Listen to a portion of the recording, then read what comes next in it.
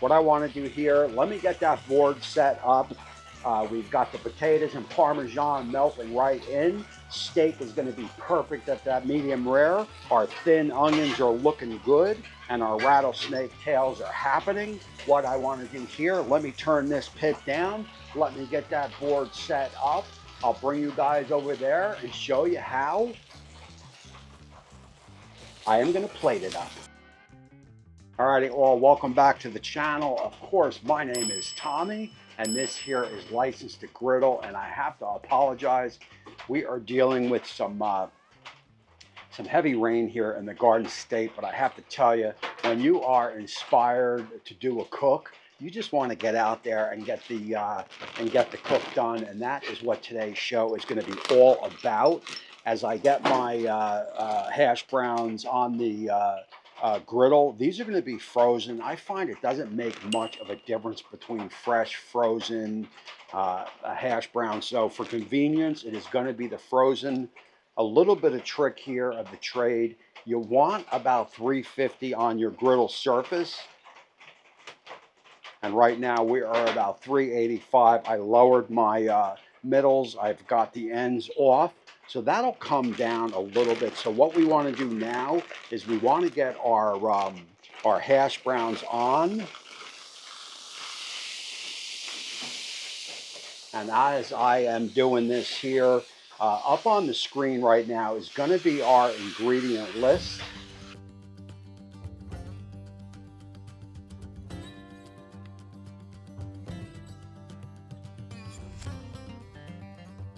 So as you can see, we have a pretty simple ingredient list for this one. This is my hash browns here.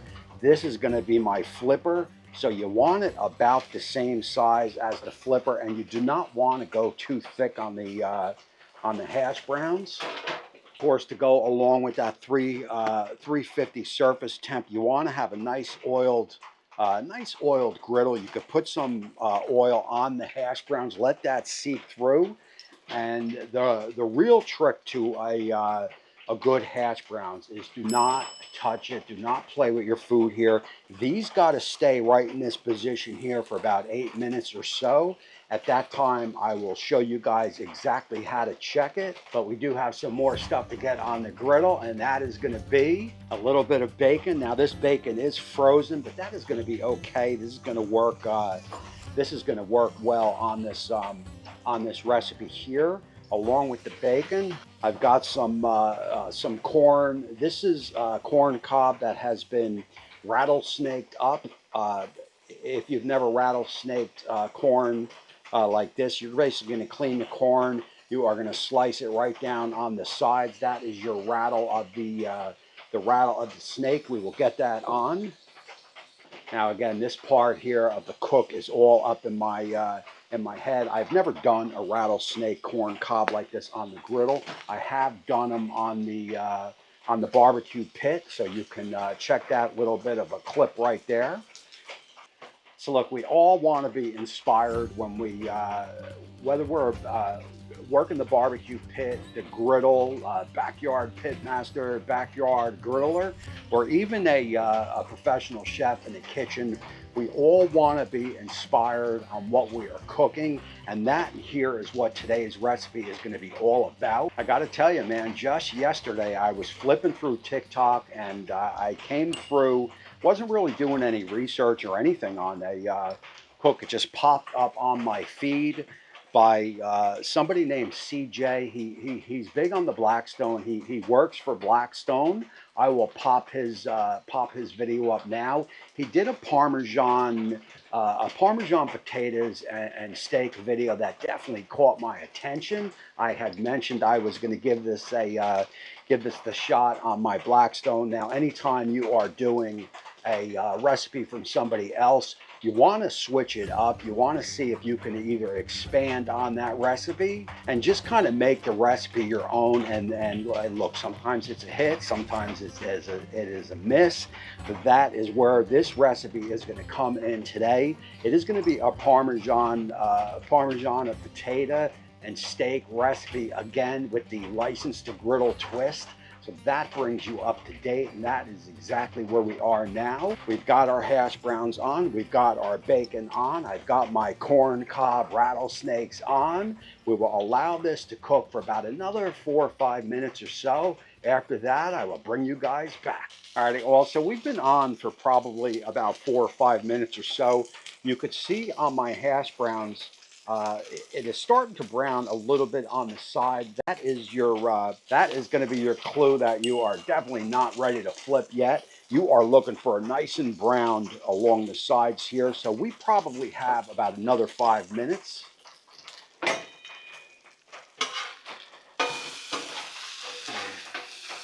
Now I've got my bacon moving along, looking good. We are just going to cook this crispy, and then I will bring it over to the sideboard where I will get this cut up.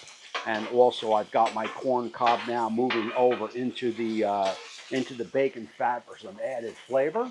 Alrighty, so look, at about the 3/4 mark, I would say, on your hash browns, and you can see we are really starting to brown now on the edges, so we are getting close. I am going to get a couple dabs of butter on. That is just going to help, of course, with some flavor, but also when you flip it, you've got a nice surface now on this side of the hash brown. And I can tell you, we are starting to cook now.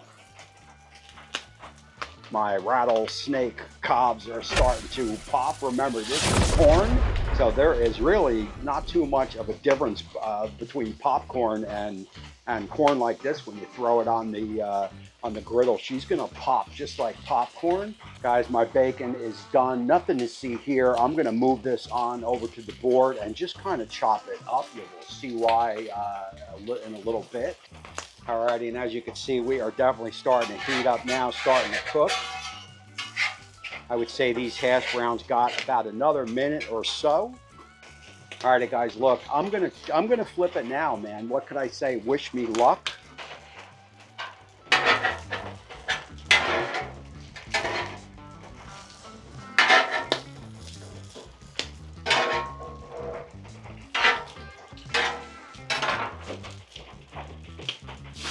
Oh yeah.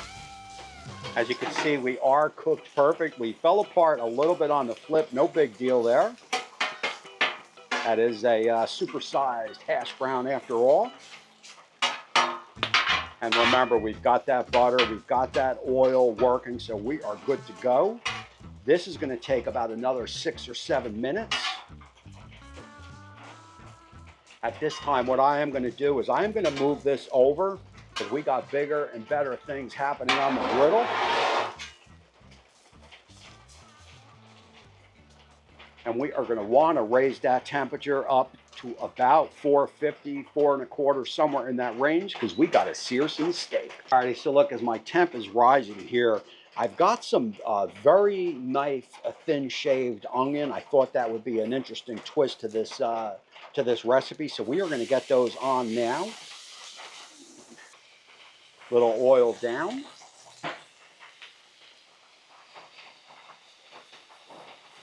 And we are about 400. Alrighty, guys, so here's what we got. I've got some ribeye steak here. They have been salt brining probably for about 2 hours or so. That is nothing but just putting salt on it, allowing it to sweat out as my hand burns up, allowing it to sweat out. It definitely helps in the flavor of the steak. And also, because the way I am setting up this recipe, I trimmed a lot of that fat away. Nobody wants to bite into a little bit of fat in a recipe like this. As you can see, we are definitely smoking now. Steaks go on. Now I am definitely shooting for a more to the rare to medium rare. So these aren't going to be but maybe another minute or two. If we can get a good sear, that is a plus. If not, in a recipe like this, it's not really a big deal. I want to maintain that inside temperature. And where the hash browns are, I've got that completely off. We got residual heat moving over there. That should keep these nice. Onions are looking good. Just what I wanted. A shoestring thin onion. And I do have protection on these hands. If you guys are wondering, I got a link in the description right to Amazon. It is 10 bucks for 50 of them with the protection. About 2 minutes on the steak. Let's give them a flip.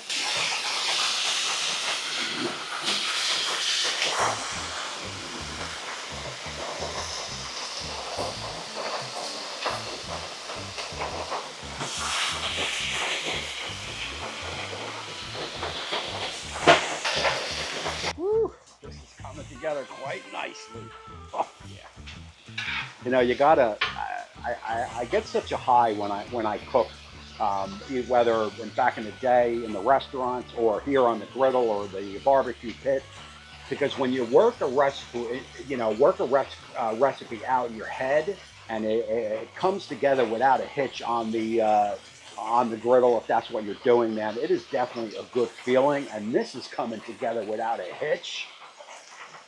Alrighty, all, in case you were wondering, this is a Parmigiana. It's in the title, and this is what I have come up with this recipe, and that is some fresh Parmigiana right on top.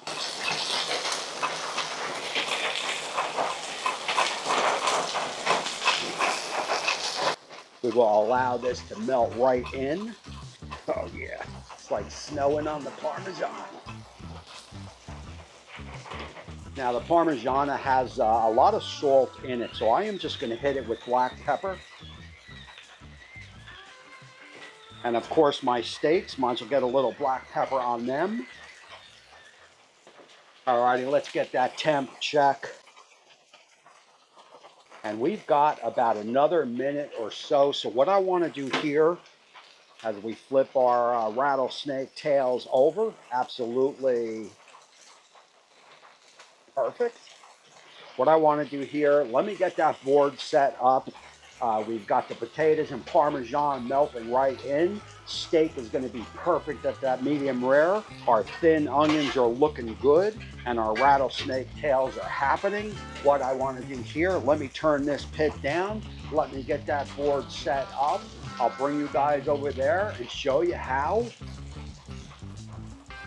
I am going to plate it up.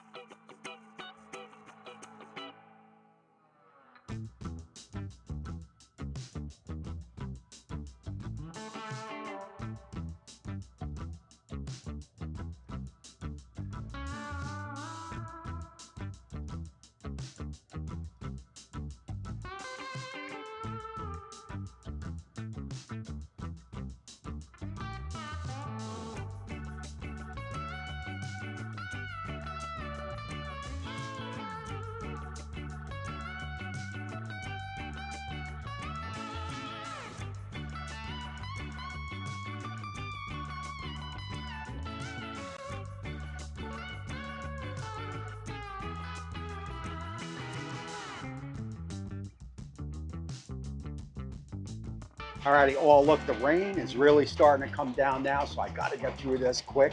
Here it is here.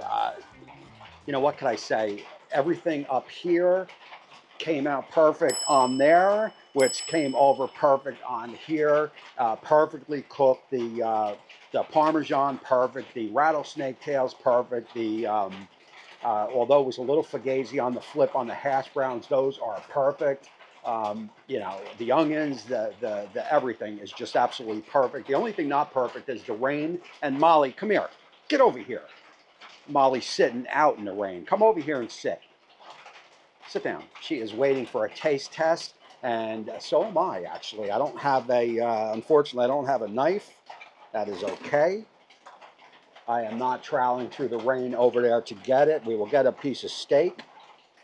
Again, hash browns, absolutely perfect. We will get some hash browns on, loaded up with that cheese. That is key to the recipe.